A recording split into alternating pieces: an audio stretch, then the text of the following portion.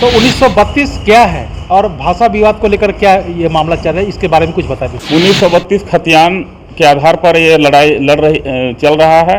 वर्तमान सरकार अभी हेमंत सोरेन की सरकार है, उन्होंने ये घोषणा किया था अगर मेरा सरकार बनता है तो हम सबसे पहले 1932 का खतियान को लागू करेंगे। आज आप देख रहे होंगे कि हर जगह में धरना प्रदर्शन हो रहा है। सर हम लोग 7 मार्च को विधानसभा घेराव करने का भी हम लोग विचार बनाए हैं, रणनीति तय हो गई है। अभी देख रहे होंगे सब जगह पर दीवार लेखन का कार्यक्रम चल रहा है और उसमें आपको हर जगह आपको मिलता होगा। 1932 खतियान जो खतियानधारी है, जो खतियान पूर्वजों से जो जिनका खतियान बना है उन्हीं को खतियानी कहा जाता है। तो उसी आधार पर हम लोग, चूंकि इन्होंने घोषणा किया था, तो जो घोषणा किए हैं तो हम लोग माननीय मुख्यमंत्री जी से ये आग्रह करना चाहें कि आपने जो घोषणा किया है तो उनको लागू कीजिए।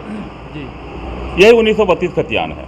मतलब जो 1932 हाँ खतियानधारी हैं, 1932 भी है, कहीं कहीं बाद में भी हुआ है खतियान, जैसे 66 में भी हुआ है। हाँ। तो इस टाइप का तो हम लोग का कहना है कि जब से ये लागू हुआ है तब से आप, चूंकि आपने वादा किया था और जो वादा किया है तो आप उसको निभाइए, यही हम लोग का डिमांड है। अच्छा ये बताइए, ये अब देख रहे हैं कि फिर दूसरा मामला आ रहा है कि ये भाषा विवाद को लेकर के, तो भाषा विवाद स्थानीय और बाहरी को लेकर के है, तो इस पर क्या कहेंगे? देखिए भाषा विवाद तो विषय अब क्या कहा जाए, चूँकि ये मगही और भोजपुरी का भाषा का बात या अंगिका हुआ, तो हम एक चीज़ कहना चाहेंगे कि ये भाषा विवाद जो अगर किए हैं तो ये बेबुनियाद है। इसमें ऐसा कोई मसला था ही नहीं, जिनको मुख्यमंत्री जी या वर्तमान सरकार ने उनको लागू कर दिया। चूंकि लागू कर दिए हैं तो आक्रोश तो फैलेगा ही, इसलिए कि यहाँ पर सभी तबके के लोग रहते हैं। इससे पूर्व में ऐसा कुछ था ही नहीं कि इसके चलते कोई विवाद हो। लेकिन मुख्यमंत्री जी को या वर्तमान सरकार को ये सोचना चाहिए कि जो डिमांड नहीं किया है, अभी जहाँ पर जैसे बिहार, ये भोजपुरी भाषा बिहार की भाषा है, जहाँ वही द्वितीय भाषा में बिहार में उसको मान्यता नहीं मिला है, वो झारखंड में उनको, क्योंकि देखिए यहाँ पर सभी लोग कमाने खाने के लिए आए थे, यहाँ भाषा से कोई मतलब था नहीं, सब लोग अपना, और वर्तमान चूँकि पूर्व से रहते आए हैं, तो अगर आप किसी चीज़ को लागू कीजिएगा तो वो तो उसका विरोध तो होगा ही, इसलिए ये लागू किए हैं तो उस पर विरोध होना स्वाभाविक है। चूँकि ये स्थानीय मामला के साथ साथ ये भाषा जो मामला आया, तो भाषा मामला में निश्चित रूप से ये भाषा का मामला नहीं आना था, लेकिन अगर मुख्यमंत्री जी अपने किस हिसाब से उस भाषा को लागू किए हैं, जैसे अभी हम लोग इसको ज्ञापन सौंपने के लिए हम लोग पार्टी के तहत से, चूँकि हमने पहले भी बोला कि हम लोग राजनीतिक पार्टी से बिलोंग करते हैं, तो हमारे पार्टी के निर्देशानुसार, केंद्रीय कमेटी के निर्देशानुसार हम लोग प्रत्येक विधानसभा क्षेत्र में या सभी संसदीय क्षेत्र में जितने भी सांसद विधायक हैं, सबों को हम लोग ने लिखित तौर पर ये दिया है कि भाई इस पर आप लोग पहल करें। उन लोग से मंतव्य हम लोग मांगे, तो कुछ लोग मंतव्य दिए, कुछ लोग गोल मटोल करके। नमस्कार, मैं हूं संजीव कुमार और आप देख रहे हैं वेब समाचार। पूरे झारखंड में पंचायत चुनाव को लेकर सरगर्मी तेज हो चुकी है। आपको बता दें कि जितने भी मुखिया हैं उनके द्वारा जो भी डेवलपमेंट का काम किया गया है, क्या कुछ विकास का काम किया गया है, रोजगार को लेकर, आवास को लेकर, पेंशन को लेकर, तमाम मुद्दों पर बात करेंगे। अगर बात करें पंचायत चुनाव को लेकर तो 25 मार्च के बाद आदर्श आचार संहिता लागू होने का संभावना है। सरकार की पूरी तैयारी हो चुकी है। ग्रामीण विकास मंत्री हैं आलमगीर आलम, उनसे हमारी मुलाकात हुई। उन्होंने कहा कि सरकार की तरफ से पूरी तैयारी है। बजट सत्र समाप्त होते ही पंचायत चुनाव में जितने भी कार्यकर्ता हैं वो सब लग जाएंगे। इसके साथ साथ निर्वाचन आयोग भी प्रशिक्षण देने का कार्यक्रम शुरू कर चुके हैं। प्रखंड विकास पदाधिकारी भी विजय कुमार सोनी जी हैं, उनसे मुलाकात हुई। उन्होंने कहा कि किस पंचायत में कितना बूथ होगा, इसको लेकर के पंचायत सेवक को टास्क दिया कल उन्होंने। तो अभी हम आए हुए हैं रांची जिला, और रांची जिला में ओरमांझी प्रखंड का नाम है और पंचायत का नाम है ईचा दाग, और यहाँ के मुखिया हैं रामधन बेदिया। चूँकि ये विधायक के लिए भी फाइट कर चुके हैं और मुखिया भी हैं, तो इनसे जानते हैं कि पंचायत के विकास के लिए इन्होंने क्या कुछ मैनिफेस्टो बनाया है, क्या कुछ इन्होंने विकास किया है और आगे की क्या रणनीति है। तमाम मुद्दों पर इनसे बात करते हैं। पहले तो आपको वेब समाचार में बहुत बहुत स्वागत है। आपका भी स्वागत जी। ये बताइए, चूँकि आप विधायक के लिए फाइट कर चुके हैं और आप मुखिया भी हैं, तो पंचायत की डेवलपमेंट की बात करें तो क्या कुछ आपने विकास का काम किया है? देखिए जो भी सरकारी नियमानुसार जो भी फंड आता है उसको हम लोग क्षेत्र में विकास का काम करते हैं। जैसे अभी फ़िलहाल में अभी प्रधानमंत्री आवास का काम चल रहा है और ज़ोरों शोरों से चल रहा है। चूँकि पहले आवंटन कम होता था तो हम लोग कम विकास, क्योंकि जैसा आवंटन होता है उसी हिसाब से हम लोग विकास करते हैं। इस बार आवंटन थोड़ा ज़्यादा है और लमसम 130 के जनसंख्या में भी कार्य चल रहा है। बहुत जगह कार्य हो चुका है और बहुत लोग का कार्य चालू है और पुरजोर रूप से कार्यक्रम चल रहा है। अच्छा, प्रधानमंत्री आवास योजना की बात करें तो कितने लोग का आवास मिल चुका है करीब करीब में? देखिए, पूर्व में चूँकि ये तो प्रधानमंत्री आवास पहले से चलते आया है। हाँ, पूर्व में जो सूची था उसमें सूची पूर्ण होने के बाद ये नया सूची हम लोग 2017 में नया सूची बनाए और सरकारी प्रावधान के हिसाब से कुछ समय लगता है। तो उसमें चूँकि आवंटन चूँकि केंद्र सरकार का योजना के तहत ये कार्यक्रम होता है, जब तक केंद्र सरकार आवंटन राशि नहीं देगी तो राज्य सरकार उस पर पहल नहीं करता है। जब दोनों का राशि जब जमा हो जाता है तो पर उसमें प्लानिंग होता है। तो इस बार बहुत अच्छा योजना ज़्यादा जनसंख्या में आया है और हम लोग भी जितना ज़्यादा से ज़्यादा हो सके हम लोग जनता को देने का काम किए हैं। कितना बना होगा? शौचालय 1225 के आसपास में बना है। पेंशन कितना बन गया? पेंशन अभी 350 के आसपास में है, बन चुका है जी। अच्छा, आपके कार्यकाल में कोई ऐसा ऐतिहासिक काम बताएंगे जो पूर्व में डेवलपमेंट नहीं हुआ जो आपके कार्यकाल में हुआ? देखिए, कार्यक्रम तो चूँकि आप जानते हैं कि पंचायत में क्या फंड मिलता है जी। पंचायत का जो फंड आता है उस फंड के हिसाब से हम लोग काम करते हैं। जैसे ऐतिहासिक काम में हम क्या कहें, जैसे जहाँ चलने के लिए पब्लिक को रास्ता नहीं था वैसे जगह में हम लोग छोटा योजना दे करके सबको सुविधा देने का काम किए हैं। जहाँ पानी का व्यवस्था नहीं था पानी का भी हम लोग जल मीनार के माध्यम से पानी देने का काम किया।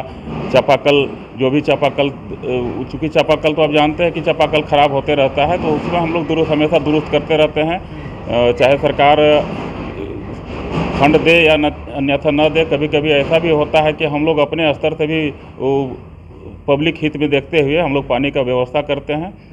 और जहाँ जैसे ये प्लानिंग होता है कि भाई इस जगह में रोड का व्यवस्था नहीं है तो वैसे जगह में रोड का हम लोग भी देने का काम किए हैं। क्योंकि पंचायत एक ऐसा चीज़ है कि छोटा योजना ही काम कर सकते हैं जी।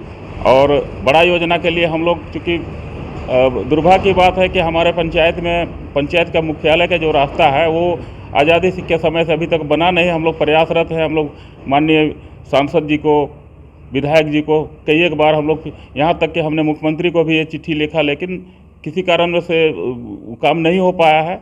और जब आप सोच सकते हैं कि जब बड़ा नेता लोग सांसद हो, चूँकि सांसद और विधायक की अनुशंसा से बहुत बड़ा भी काम होता है और मुखिया, चूँकि हम लोग अपने पंचायत क्षेत्र में और जहाँ पर करोड़ों का काम होता है तो पंचायत उस काम को नहीं कर पाता है।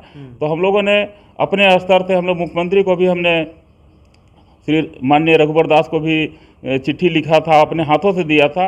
उन्होंने कहा कि ठीक है हम इस योजना को देख लेते हैं, लेकिन किसी कारणवश से वो नहीं कर पाए।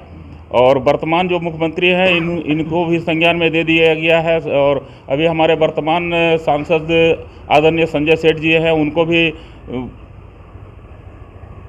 संज्ञान में देख, यहाँ तक कि हम लोग उनको रोड का भी जर्जर स्थिति को भी हमने दिखाया, लेकिन उन्होंने भी आश्वासन दिया है कि हम यथाशीघ्र इस रोड का काम करवाएंगे। ये बताइए, अभी करंट में भाषा विवाद को लेकर और 132 का मामला चल रहा है। 1932, माफ़ कीजिएगा, 1932। तो 1932 क्या है और भाषा विवाद को लेकर क्या ये मामला चल रहा है, इसके बारे में कुछ बता दीजिए। देखिए, 1932 खतियान के आधार पर ये लड़ाई चल रहा है। चूँकि हमारे जो वर्तमान मुख्यमंत्री आदरणीय श्री हेमंत सोरेन जी ने अपने चुनावी वादा में ये घोषणा किया था कि अगर मेरा सरकार आता है, हम लोग अगर सरकार में आते हैं तो मैं सबसे पहले 1932 खतियान लागू करूंगा। और इन्हीं के तहत पर, चूँकि मैं एक पॉलिटिकल पार्टी से भी बिलोंग करता हूं, जैसा कि आपने संजीव जी अभी बताया कि 2019 में चुनाव, विधानसभा का चुनाव हम आजसू के बैनर तले चुनाव लड़े थे। और तो उस समय में आदरणीय सुदेश महतो जी के माध्यम से चुनाव हम लोग लड़े थे। और उसमें हम लोग, हर पार्टी अपना अपना एजेंडा तैयार करता है कि हम अगर सरकार में आए तो हम क्या काम करें। तो चूँकि वर्तमान सरकार अभी हेमंत सोरेन की सरकार है, उन्होंने ये घोषणा किया था कि अगर मेरा सरकार बनता है तो हम सबसे पहले 1932 का खतियान को लागू करेंगे। आज आप देख रहे होंगे कि हर जगह में धरना प्रदर्शन हो रहा है। हम लोग चूँकि पार्टी से हैं और पार्टी के निर्देशानुसार हम लोग 7 मार्च को विधानसभा घेराव करने का भी हम लोग विचार बनाए हैं। रणनीति तय हो गई है। अभी देख रहे होंगे सब जगह पर दीवार लेखन का कार्यक्रम चल रहा है और उसमें आपको हर जगह आपको मिलता होगा या पेपर मीडिया के माध्यम से। आप जो कह रहे हैं कि वो तो ठीक है, लेकिन मैं जानना चाहता हूं कि 1932 क्या है, खतियान क्या है? 1932 खतियान, जो खतियानधारी है, जो खतियान पूर्वजों से जो जिनका खतियान बना है उन्हीं को खतियानी कहा जाता है। अच्छा।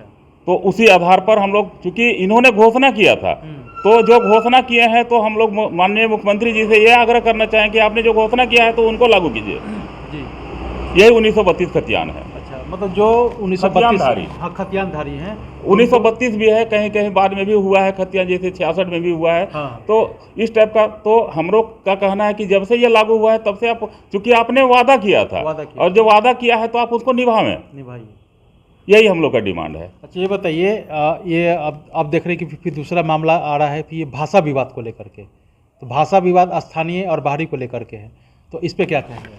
देखिए, भाषा विवाद तो विषय अब क्या कहा जाए, चूँकि ये मगही और भोजपुरी का भाषा का बात या अंगिका हुआ, तो हम एक चीज़ कहना चाहेंगे कि ये भाषा विवाद जो अगर किए हैं तो ये बेबुनियाद है। इसमें ऐसा कोई मसला था ही नहीं जिनको मुख्यमंत्री जी या वर्तमान सरकार ने उनको लागू कर दिया। चूंकि लागू कर दिए हैं तो आक्रोश तो फैलेगा ही, इसलिए कि यहाँ पर सभी तबके के लोग रहते हैं। इससे पूर्व में ऐसा कुछ था ही नहीं कि इसके चलते कोई विवाद हो। लेकिन मुख्यमंत्री जी को या वर्तमान सरकार को ये सोचना चाहिए कि जो डिमांड नहीं किया है, अभी जहाँ पर जैसे बिहार, ये भोजपुरी भाषा बिहार की भाषा है, जहाँ वही द्वितीय भाषा में बिहार में उसको मान्यता नहीं मिला है, वो झारखंड में उनको, क्योंकि देखिए यहाँ पर सभी लोग कमाने खाने के लिए आए थे, यहाँ भाषा से कोई मतलब था नहीं, सब लोग अपना, और वर्तमान चूँकि पूर्व से रहते आए हैं, तो अगर आप किसी चीज़ को लागू कीजिएगा तो वो तो उसका विरोध तो होगा ही। इसलिए ये लागू किए हैं तो उस पर विरोध होना स्वाभाविक है। चूँकि ये स्थानीय मामला के साथ साथ ये भाषा जो मामला आया, तो भाषा मामला में निश्चित रूप से ये भाषा का मामला नहीं आना था, लेकिन अगर मुख्यमंत्री जी अपने किस हिसाब से उस भाषा को लागू किए हैं, जैसे अभी हम लोग इसको ज्ञापन सौंपने के लिए हम लोग पार्टी के तहत से, चूँकि हमने पहले भी बोला कि हम लोग राजनीतिक पार्टी से बिलोंग करते हैं, तो हमारे पार्टी के निर्देशानुसार, केंद्रीय कमेटी के निर्देशानुसार हम लोग प्रत्येक विधानसभा क्षेत्र में या सभी संसदीय क्षेत्र में जितने भी सांसद विधायक हैं, सबों को हम लोग ने लिखित तौर पर ये दिया है कि भाई इस पर आप लोग पहल करें। उन लोग से मंतव्य हम लोग मांगे, तो कुछ लोग मंतव्य दिए, कुछ लोग गोल मटोल करके, इसलिए ये नहीं होना चाहिए था। लेकिन अगर इसको लागू किए हैं, जैसे अभी बोकारो धनबाद में आप लोग देखे होंगे कि बोकारो धनबाद में जैसे भाषा का द्वितीय भाषा का जब दर्जा दिया गया, तो वहाँ पर जन आक्रोश भयानक रूप से फैला, लगा कि यहाँ पर मतलब बहुत तरह का खून खराबा भी हो सकता है, तो शायद वहाँ पर अभी उसको स्थगित किया गया है। लेकिन भाषा का ऐसा कोई विवाद नहीं था, या बाहरी जो बिहारी भाई लोग हैं उनको भी इससे कोई मतलब था नहीं, वो लोग अपना कमाने खाने के लिए आए थे। और लेकिन अगर सरकार लागू कर दिया है तो उसको तो वो लोग, चूँकि कोई भी चीज़ अगर लागू होता है तो निस्संदेह लोग को आशा और उम्मीद जगता है, और जो सामने है उनको तकलीफ होता है, तो यही तकलीफ के साथ में ये सब चीज़ हुआ है। अच्छा, ये बताइए, चूँकि अब चुनाव आने वाला है, चुनाव आने के बाद आपका मैनिफेस्टो क्या होगा? अगर जनता आपको दोबारा से मौका देती है अगर मुखिया को लेकर के, तो क्या कुछ सोचे आप? देखिए, सबसे पहले तो मैं सभी जनता को जोहार करना चाहूँगा, और जनता का हमेशा पूर्व में भी हमें बढ़िया समर्थन मिला। चूँकि जनता समर्थन दिया तभी हम मुखिया बने, और मुखिया अगर हम बने तो हमको भी लगा कि भाई हमको अगर जनप्रतिनिधि बनाया है तो हमारा जो दायित्व है, दायित्व को हम पूरा अपने ईमानदारी के साथ में निर्वाह करेंगे। जितना हो सका हमने काम किया, और आगे चूँकि देखिए यहाँ तो रिजर्व एक टर्म लेडीज एक महिला होता है, चूँकि इस बार हमारा पंचायत में महिला का सीट होगा, इसलिए अब जनता, चूँकि पूर्व में हमारे मैडम भी रह चुकी है, रीना देवी भी पूर्व में मुखिया थी, उसके बाद हमें लाया गया, तो अगर जनता चाहेगी तो हम आएंगे, और जनता ना चाहेगी तो हम नहीं आएंगे। यानी जनता सर्वोपरि है, जनता सर्वोपरि है। अब रहा सवाल कि जनता के बीच में हम तो यही जाके कहेंगे भैया हम काम किए हैं तो मुझे दोबारा मौका दो, और काम नहीं किए हैं तो फिर इनका नकार दो। लेकिन ऐसा नहीं लगता है, क्योंकि हम लोग जो भी आज तक काम किए हैं हम अपने ईमानदारी के साथ में निश्चल भाव से हम लोग काम किए हैं, इसलिए ऐसा नहीं है, दोबारा मौका निश्चित रूप से हमें मिलेगा।